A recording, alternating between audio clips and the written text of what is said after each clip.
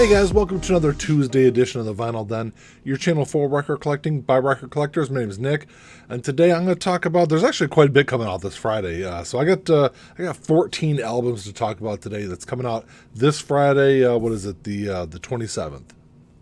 If you haven't done so yet, make sure you click on the link down below and go check out the Vinyl Den Facebook group. You know, I know I say it every episode, but just a growing community where we kind of continue the music conversation. There's also a couple links down there. One is for the Vinyl Den merch page. We got t-shirts and sweatshirts on there, and there's also a link for the Vinyl Den Patreon page if you want to support us. It's always greatly appreciated. And make sure you give the episode a thumbs up, hit that subscribe button, and make sure you hit that notification bell so you're notified every time we release new episodes. Like I said, there's a lot of stuff coming out this Friday. There's a couple of things I was really interested in, but they're kind of on the pricier side. But the first one, this is Bare Naked Ladies Maroon. This is the 20th anniversary release. The second disc it's a two LP set. The second disc is all bonus tracks. I believe this is the first time this is actually available on vinyl. I don't think I've actually listened to this album since it was released. So it's one I would have to go back and listen to. It's not really expensive. It'll run you about $31 online.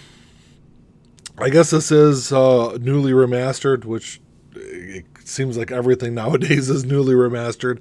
But, if you're a fan of that Bare Naked Lady sound, that'd be a good one. The next one is one that I was interested in, and I might pick up, depending on if I could track down a copy in the store. But this is Bill Evans' Trio. This is Trio 64. You guys know me, I'm a big jazz fan, so Bill Evans makes some great music, and he's got some pretty good releases coming out the next couple of weeks. This is definitely a good one to look at. This is a part of the Verve acoustic series, and this was Bill Evans' first album with the Verve label. And this is a remaster from the original analog tapes, so you know this thing's going to sound fantastic. And I believe this is the only album that Bill Evans played with Gary Peacock, who is a fantastic jazz bass player. And Gary's bass playing really stands out on this album. So this is definitely one that I'll check out. It's not going to be really expensive, run about $27 online. Like I said, you guys know me. I'm a big jazz fan, so that's definitely one that's going to be on my list to try to pick up this Friday. The next two are ones that I actually haven't really listened to a whole lot from their catalog, but I know there are some pretty big fans out there. The first one, this is Danko Jones' Power Trio. It's going to run you about $24 online. This is Danko Jones' his new album. And this is probably, I think I've only listened to very few tracks from Danko's discography. I know I listened to the Vinyl Guide podcast, and he's had Danko on his show a couple of times. So I've listened to a couple of tracks just from that podcast. So, this is definitely one I'll stream. Like I said, it's not going to be terribly expensive. It's going to run you about $24 online. The next one, this is Death Cab for Cutie.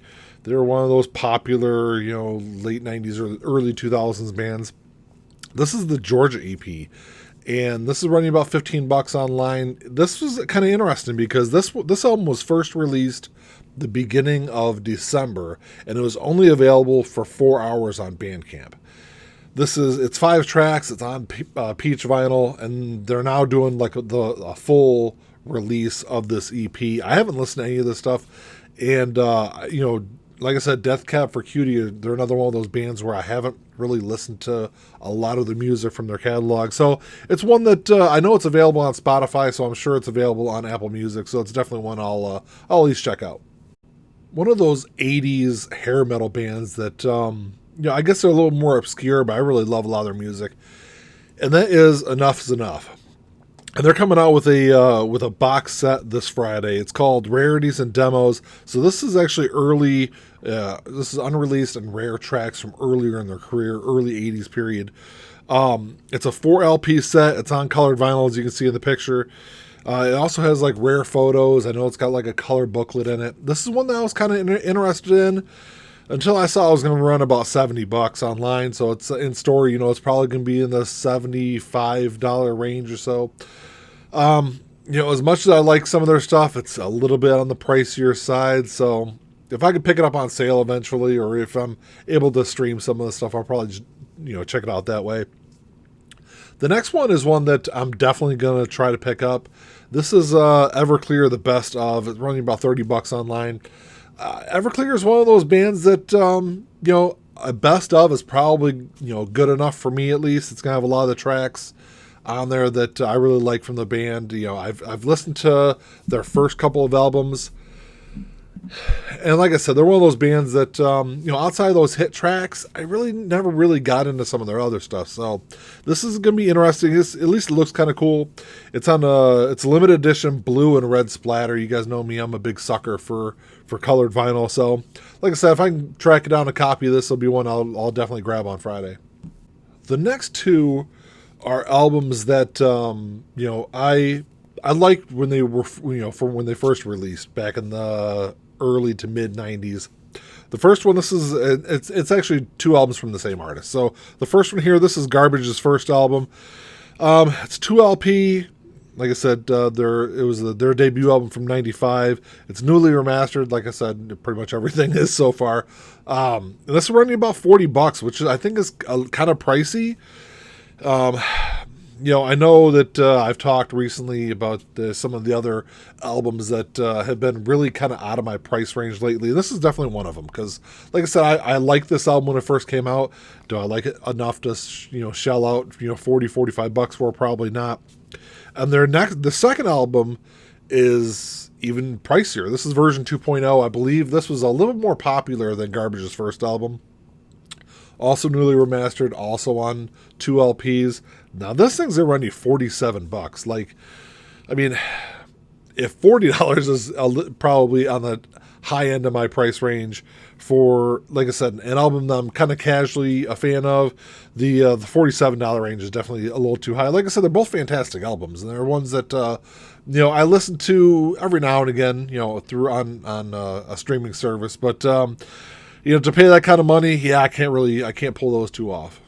This next one is one I actually talked about last week because I had saw it on a bunch of lists for last week, and then I recorded the video for last week, and then like the day I posted the video, I saw that it was going to be released this Friday. But this is Megadeth Unplugged in Boston. Like I said last week, this was recorded in 2001, and I don't think it was ever officially released. This is going to be on silver and metallic vinyl. If you can track it down, might be a pretty cool one to check out. Run about $24 online. I don't think they're going to press too many copies of this, though, so it might be kind of hard to find. This next one is one that I would absolutely love to have. And even though it is kind of pricey, I still might pull the trigger on it because it's one of my favorite albums ever. This is Marvin Gaye, What's Going On, and this is the original Detroit mix. So this album was mixed. This is the original mix of the album, and then it ended up going to LA and being remixed, and the LA mix is actually the commercial release for this album. So this one was actually originally released as a double CD back in 2001, and I've never actually listened to it, but I didn't even know it even existed until recently. But there's some unreleased material on the album, so it's going to run you about $67 online, which is kind of pricey. It's I believe it's just a double LP.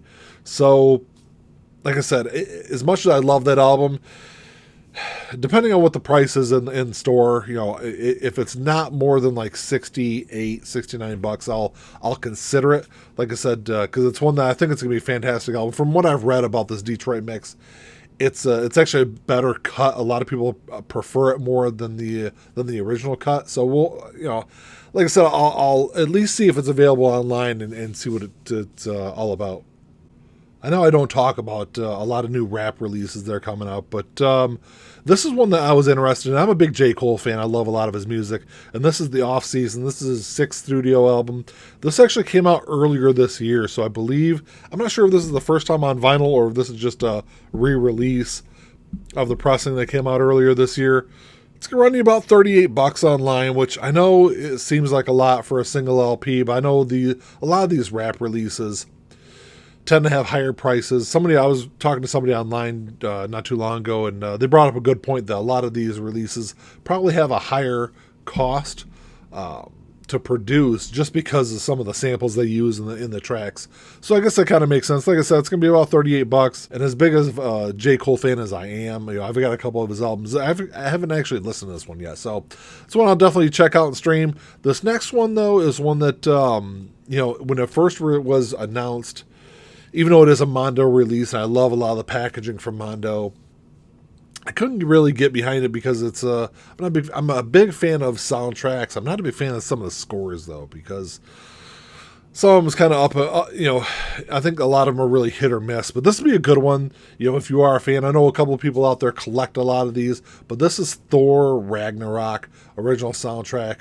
I guess like I said, it's the score for the movie.